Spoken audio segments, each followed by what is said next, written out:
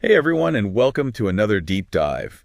Today we're taking a look at something I bet you see every day, but maybe haven't given a whole lot of thought to. Yeah. Abandoned buildings and urban spaces. Yeah, that's right.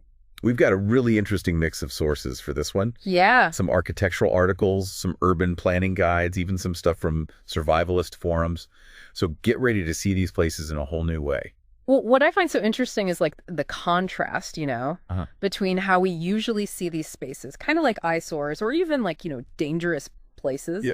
But then when you contrast that with the potential they have, it's just incredible. Yeah. We've got some really cool examples from Arch Daily, actually. It's a thing called adaptive reuse. Have you heard of this? Yeah, I mean, it sounds pretty self-explanatory, like you're reusing a space, but I'm sure there's more to it than just like fixing up an old building. Right? Oh, absolutely. It's more nuanced than that. Okay. It's all about taking those existing structures and then like creatively transforming them to meet these new needs. Okay. Like, for example, the Jägersborg Water Tower in Copenhagen. Now, they didn't just renovate it. Oh, wow. They added these incredible, like, crystalline pods on the outside. What? These pods provide extra light and incredible views, and they did it all while preserving the original structure of this water tower. That's really cool. It's now modern student housing. Oh, wow. So it's like this really cool blend of like old and new. So it's not just slapping on a fresh coat of paint. No. It's more about like innovative design that respects the history of the building. Exactly. And it's a global trend. Like, check out the House of Anne's London, a former underground railway station that's been totally transformed. Right. But it's not just big, flashy projects like this. Right. There's a growing focus on sustainable adaptive reuse, too.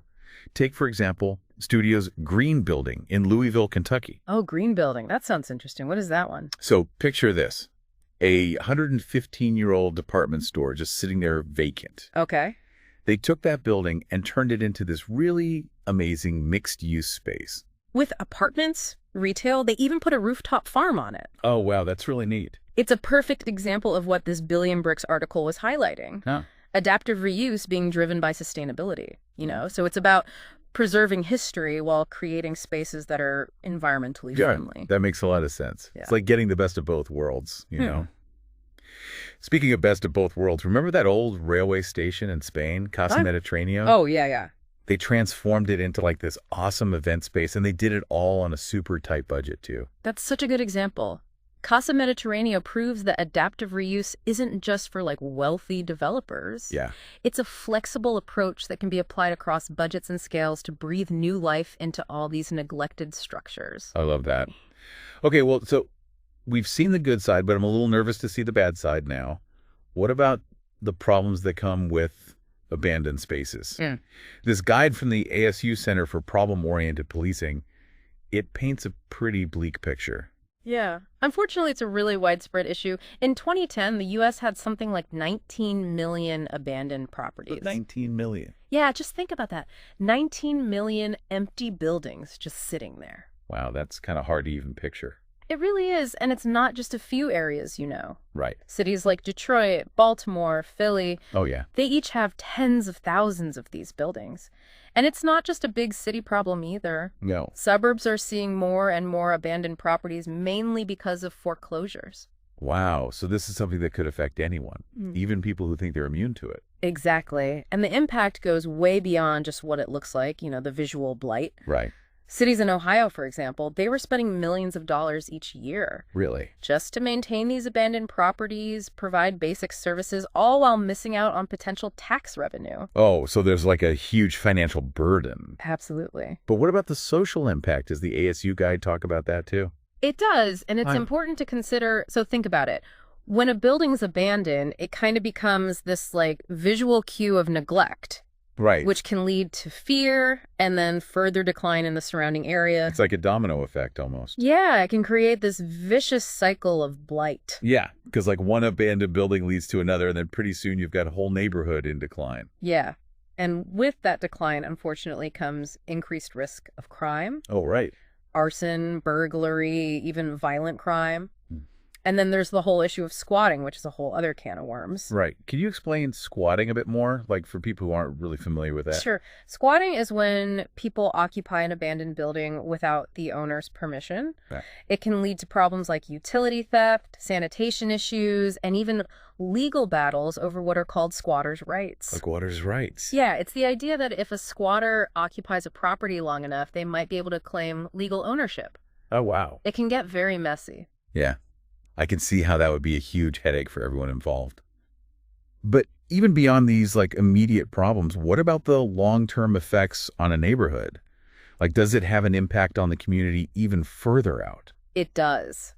Research by Research for Democracy has shown a very clear link between abandoned buildings and declining property values in the surrounding areas. Oh, wow. So it's not just about what happens inside those buildings. Right. It's about the ripple effect they have on the whole community. So this is something that can hit close to home for anyone, Yeah. even if they don't live right next to an abandoned building. Precisely. It's an issue that deserves attention, not just because of the problems, but also because of the potential solutions that exist. You know, there are opportunities within these forgotten spaces. Speaking of opportunities, that's where things start to get really interesting, I think. This urban survival article we have, it takes a completely different approach. Yeah. It frames abandoned spaces not as a problem, but as a resource challenge. What do you think of that? I think it's a really fascinating perspective. The article emphasizes a crucial mindset shift. Okay. While most people in a crisis would probably rush to the obvious resources like grocery stores, the less obvious places often hold a lot of untapped potential. Okay. I'm intrigued. Give me some examples. What are some of the less obvious places they suggest? Okay, well, let's start with abandoned homes. They're often overlooked, but they can be a treasure trove. You might find tools, supplies, even comfort items people left behind. Right. You know, it kind of gives you a glimpse into lives interrupted. Yeah, that's a good point. Yeah. It's easy to forget that these were once places where people lived and worked and made memories. Yeah. And what about other locations like used car lots? They're not just about spare parts, you know, you can find building materials there too. Mm-hmm. And then there's junkyards, a gold mine for anyone with the skills to repurpose things. Oh, that's a good point. And don't dismiss personal storage units. You never know what could be hidden in there. Ooh, that sounds kind of like a fun scavenger hunt. It is. Any other places that might surprise people? Yeah, what else? Think about lake marinas, Okay. boats, repair supplies, maybe even fuel. Right. And for those who are a bit more adventurous, trucking or distribution centers, Oh, why? they could have massive stockpiles of goods. And let's not forget about abandoned businesses and offices. Right. They're full of useful things, office supplies, furniture, even electronics. So it's all about seeing the potential where we don't always expect it. Exactly. But what about turning these spaces into something more permanent? Something that could actually help to rebuild a community? Not just for scavenging, but to actually live there. Well, that's where architectural expertise comes in. This HMC Architects article we have, it emphasizes the importance of having a skilled architect really assess a building before you try any major repurposing. Right. They can determine the structural integrity, identify potential hazards, really help to guide the transformation process. Right. So it's not just about DIY enthusiasm. Yeah. You really need to have the knowledge and the expertise. Oh, for sure. And the benefits go far beyond just saving money. Imagine taking a vacant retail space and turning it into a school, a community center, or a health clinic. Wow. Yeah. You're not just revitalizing a building, you're meeting the needs of the entire community. That's a great point. It's about creating something that's truly beneficial for everyone. What about the future of this whole field? Yeah. Are there new technologies or approaches that are coming up? Definitely. The Guangzhou research paper we have explores the role of AI in analyzing ruins and then guiding that sustainable reuse. Oh, wow. So we're using technology to preserve history and create a more sustainable future. I love that. Yeah. And there's another interesting approach highlighted in the Maximize Dilapidated Infrastructure article. Okay. They propose using abandoned buildings for social housing with a focus on community ownership and long-term maintenance. Oh, that's a cool idea. It's like giving people a stake in their own community, empowering them to be part of the solution. Right. It's about creating solutions that are sustainable environmentally, economically, and socially. Yeah. Okay, so we've really explored a lot of these challenges and opportunities. What stands out to you the most from all of this? I think for me, it's the power of perspective. You know, we can choose to see these spaces as symbols of decay, Or we can see them as blank canvases for innovation, sustainability, and revitalization. Yeah. It's all about how we choose to approach the challenge. It's amazing how much potential is just hidden in plain sight, waiting for us to unlock it. I know, it's incredible. And that's what makes this topic so fascinating. It challenges us to think differently, to be more resourceful, and imagine new possibilities for the future of our communities. Yeah, I don't know about you, but I'm already looking at all the vacant lots and empty buildings in my neighborhood with a whole new perspective. Oh, What about you? definitely. Have we sparked your curiosity? Yeah. Well, stay tuned, because in the next part of our deep dive, we'll be exploring the psychological aspects of urban survival. It's going to get even more fascinating. I can't wait.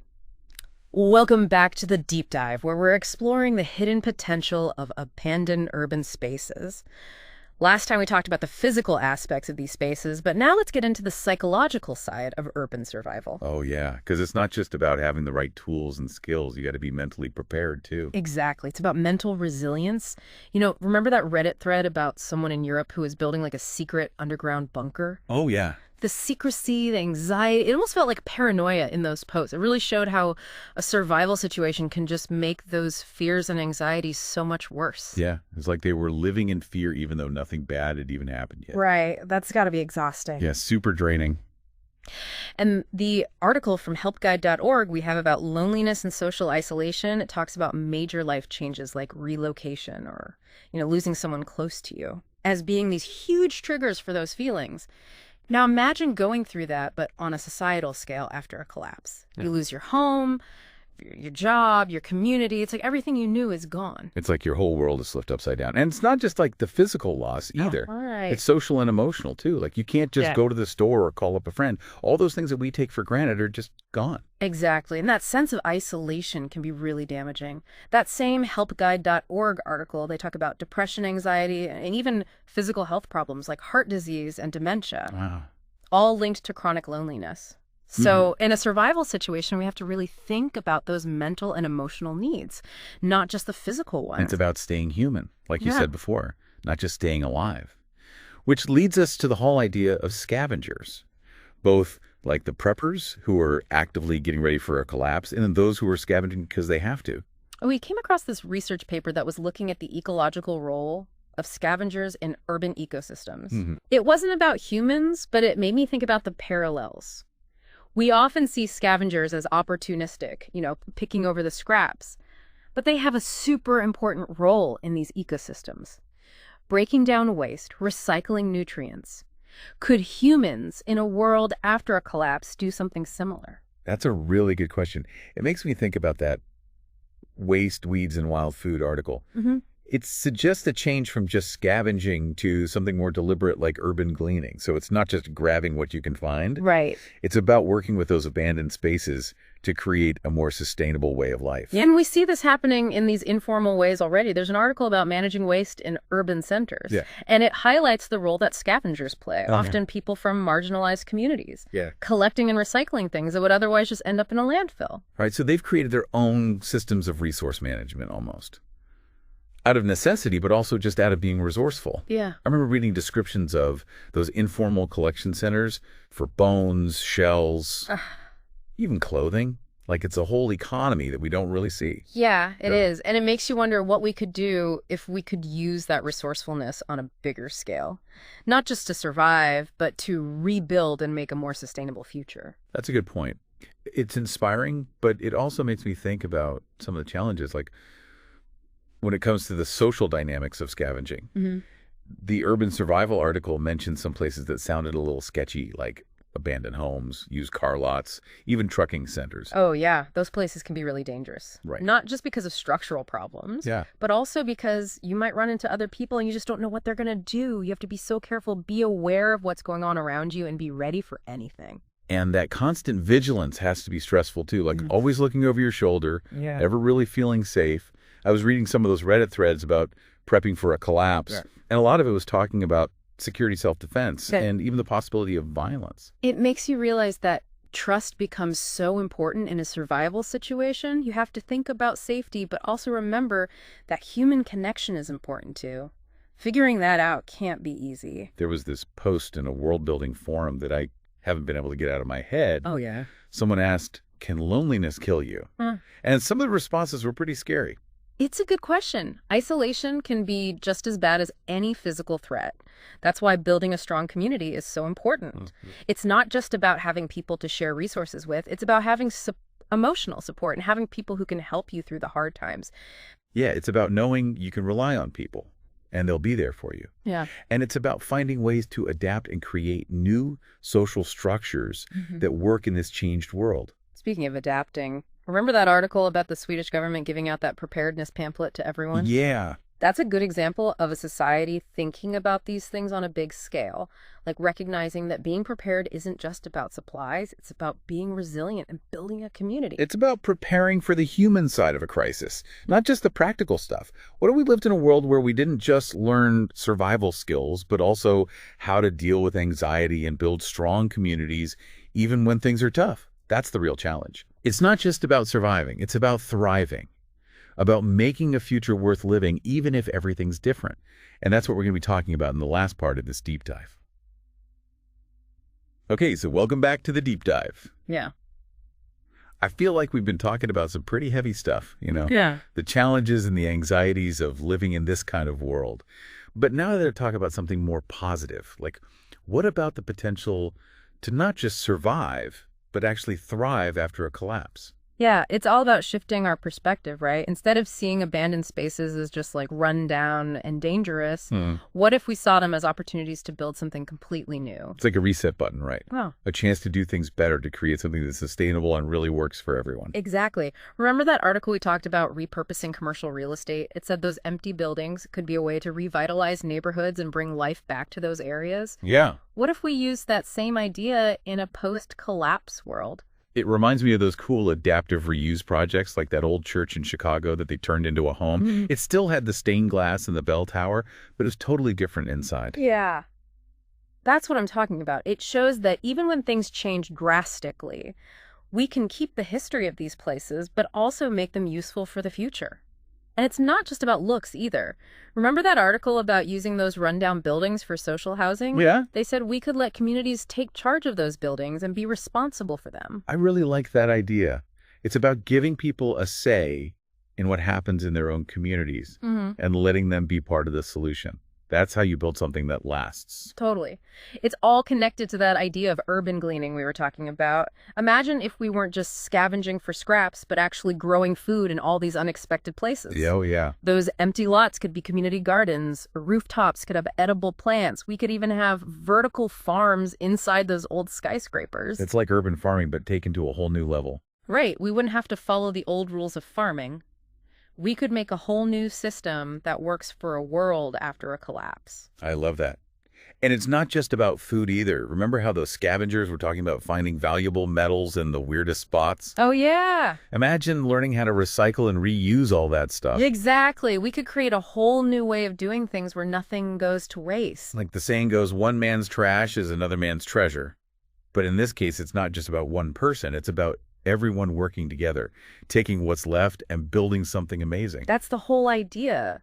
Think about a world where we don't see trash as trash anymore, where everyone's creative and resourceful and rebuilding brings people together. I love that vision. It's like we're rising from the ashes like a phoenix. It's a chance to do things better, to make things stronger, and to honor the past while still looking towards the future. But let's be realistic for a second. There are definitely going to be challenges too. Oh, absolutely. There will be logistical problems, technology limitations, and we can't forget about how unpredictable people can be. Think about that Reddit post about that guy building the bunker. Yeah. It really showed how much fear and mistrust can pop up when things are uncertain. Right, and it's easy to imagine people fighting over resources when they're scared and everything is scarce. So how do we create a society where everyone cooperates and works together, even when things are tough? That's where those psychological insights we talked about come in. Learning how to manage anxiety, be resilient, and build strong communities. Those are the skills that will help us in this new world. It's not just about staying alive physically. It's about creating a society where everyone cares about each other, where everyone's well-being is important. A society that's not just about getting by, but about being good to each other. Absolutely. Remember those discussions on that world-building forum about preserving knowledge? Oh, yeah, the books and textbooks and stuff. Yeah, they become so important if we have to start from scratch. It's like taking the best of what we know and bringing it with us into this new world. And it's not just about the technical stuff either. It's about those human skills like empathy, compassion, the ability to connect with each other. Those are even more important when everything else is gone. I think so too. So next time you're out and about, try to look at those abandoned spaces differently. What potential do you see? What could you learn to do? What role could you play in this new world? It's all about realizing that even when things change drastically, even when it seems like everything's fallen apart, there's always a chance to start fresh, to grow, and to build something better. And that's what we want to leave you with today. Thanks for joining us on the Deep Dive. We hope you found it interesting and that it's made you think about the world around you in a new way. Because the future is always changing, and we all have a part in shaping it.